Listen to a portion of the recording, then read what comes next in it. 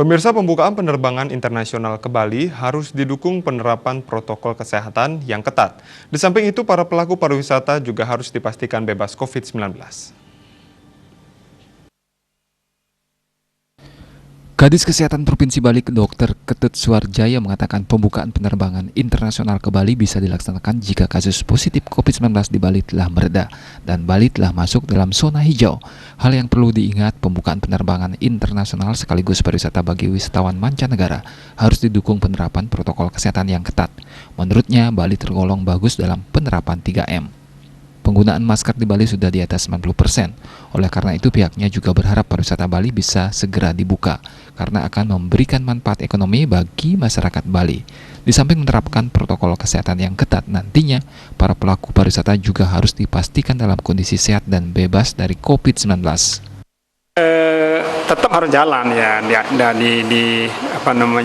dilakukan dengan baik untuk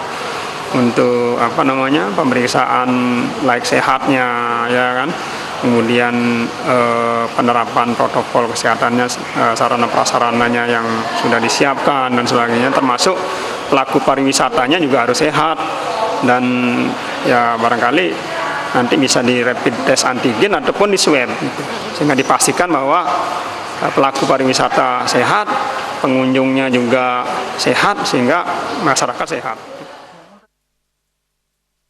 Ia menambahkan, meskipun saat ini tren kasus positif COVID-19 di Bali sudah mulai melandai, masyarakat diharapkan tetap mematuhi protokol kesehatan dengan tetap menerapkan 3M sesuai tagar ingat pesan ibu, selalu memakai masker, rajin mencuci tangan dengan sabun dan air mengalir, serta menjaga jarak dan menghindari kerumunan. Eka Yana, Bali TV.